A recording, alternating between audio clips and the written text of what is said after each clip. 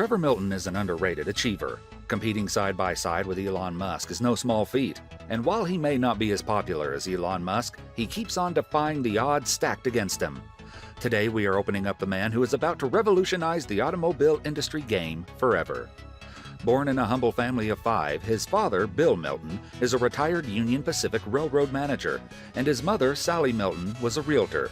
The family moved to Las Vegas when Milton was a toddler and returned to Utah when he was 8. Milton developed an interest in the mechanics of transportation as a boy, taking rides on trains operated by Union Pacific, his father's employer, and since then never looked back. Now you might be saying, what makes him special? Why is he talked about in today's video? Well, it goes like this. Imagine you want to make a difference in the world. Your goal, eliminating CO2 emissions from tailpipes and reducing mankind's reliance on fossil fuels. In other words, making our Earth better and safe, which in itself is a good goal. But you didn't stop there. Oh no, you didn't. You decide to name your company after Nikola Tesla, the genius who fairly invented modern electricity, and also the name of another company owned by Elon Musk, which might have incurred legal battles if not careful.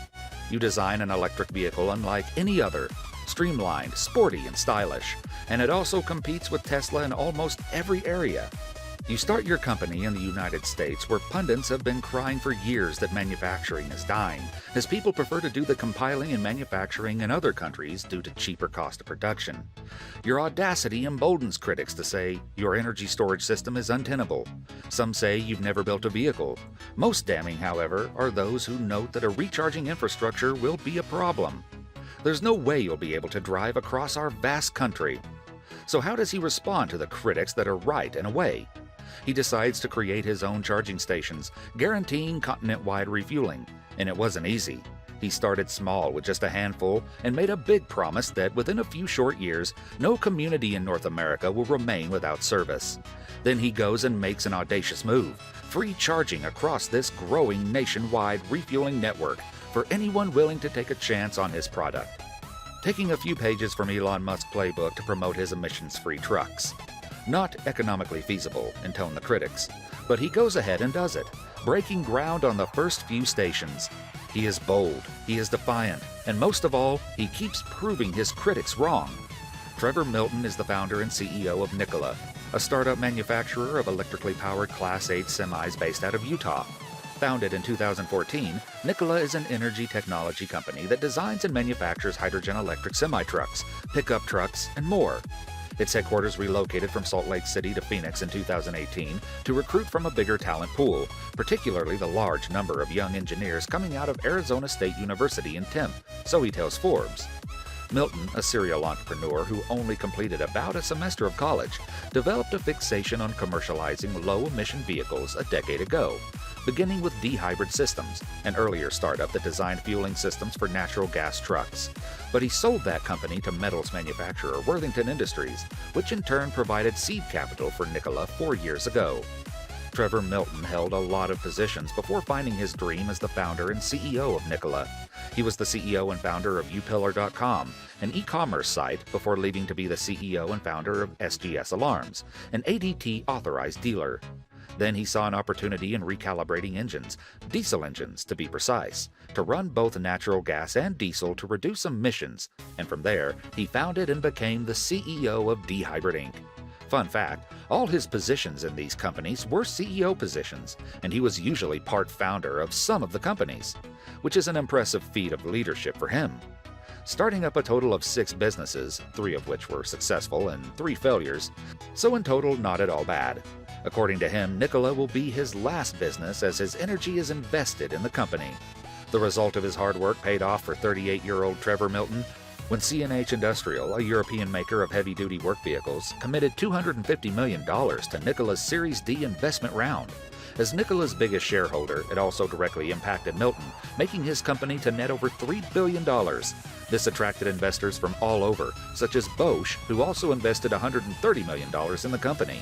Aside from the investment from hedge funds and various companies and investors, Nikola took advantage of what's called a reverse merger. It's perfectly legal, and in fact it was Steve Gursky, a former board member and executive at General Motors, who approached Nikola to do the deal. Gursky now is the managing partner of Vecto IQ, which specializes in doing reverse mergers with startups that are involved in future mobility. Reverse mergers use companies that were already listed on a stock exchange, but now exist merely as legal entities or legal shells. Maybe they lost most of their business or sold off all their assets, but they take the steps necessary to keep their legal shell listed on the stock exchange. That then allows a privately owned company to merge with that shell and begin selling stock. It saves a private company from the complicated process and expensive compliance of becoming a public company. Instead, it acquires a public company as an investment and converts itself into a public company. A reverse merger is like solving a basic math question of 1 plus 2 or 2 plus 1, where the answer would be the same. While reverse mergers are complicated, they allow a startup like Nikola to get listed far faster and cheaper than doing it the traditional way. So how could Nikola, which has never sold anything, achieve a market cap nearly as large as Ford's? Because so many investors are hoping Nikola is the next Tesla, and they want to get in on the ground floor.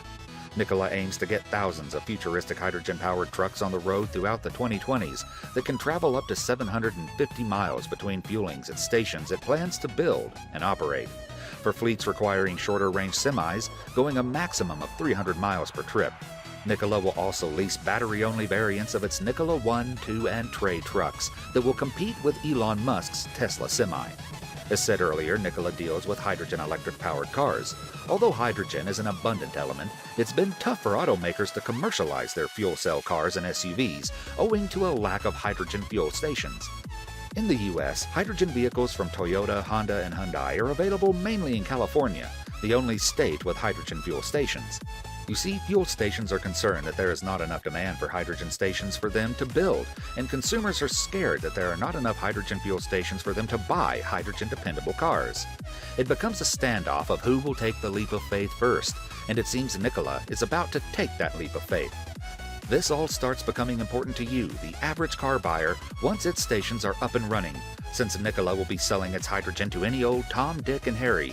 And while its primary market will be other hydrogen-powered truckers, who will find, according to the company, that hydrogen costs less per mile than diesel, these same pumps can and will service fuel cell-powered automobiles. Although Nikola is relatively unproven at this point, it has orders for about 14,000 of its trucks, including from Anheuser-Busch, which plans to lease 800 of them.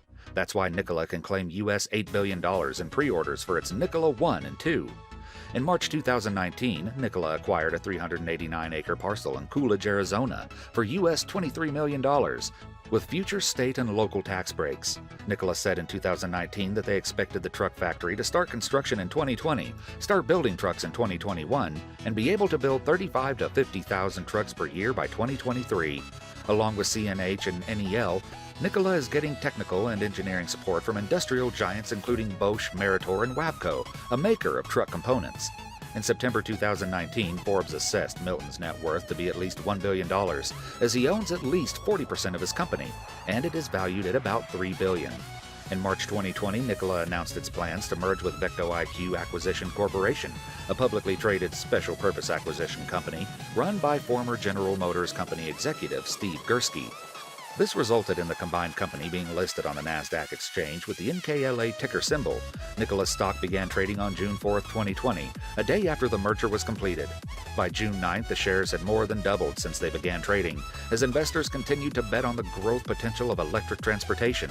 Nikola Executive Chairman Trevor Milton tweeted in early June that the company would begin taking reservations for the pickup truck, the Badger, on June 2nd. By August, the company was valued at around $13 billion, compared to its revenue in the first 6 months of 2020 of $80,000, $36,000 of which was attributed to the installation of solar facilities for CEO Milton. Milton usually credits the idea of Nikola to his father's job. His father's job gave Milton access for trains in the Las Vegas area. One day, an engineer taught the 6-year-old Milton how a locomotive ran on electricity that was generated by the engine's huge diesel engines. The engineer pointed to a diesel truck running on the highway alongside the tracks. He told me that maybe one day they'll be smart enough to build a locomotive semi-truck, and that was my light bulb, Milton said. I decided right then that someday I'd build that locomotive semi. The next 30 years were all about preparing myself. Glad he followed the idea in his dream and built this masterpiece. Whatever the outcome, it does seem strange that a trucking company might be the savior the electric car revolution so desperately needs. And that's all we have for you today. Thank you for watching. Till next time.